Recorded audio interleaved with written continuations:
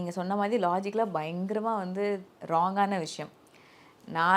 நீங்க ஒரு வாழ்க்கைய வாழ்ந்துட்டு, அந்த வாழ்க்கை வேண்டான்னு இன்னொருத்தங்கள வாழ்றீங்க. ஆனா, அவங்களுக்கு ஒரு பெர்சனல் லைஃப்ன்னு ஒண்ணு இருக்கு.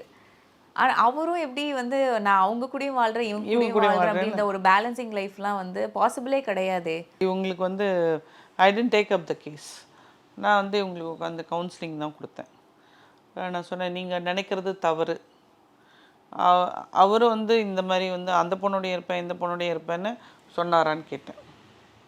இல்லை, எனக்கு என்னமோ வந்து விட்டுட்டு போயிடுவோன்னு பயமாக இருக்குது அப்படின்ச்சு. நீ வந்து தனியாக வாழணும்னு வந்துட்ட. நீ வந்து வேலை பண்ணுற, உனக்கு ஒரு குழந்த இருக்குது, கடவுள் ஒரு சான்ஸ் கொடுத்துருக்காரு, அவனுக்கு ஒரு தனியாக லைஃப் அமைய போகுது, அவனை விட்டு எப்படி நான் அவனை விட்டுட்டு இருக்கிறது?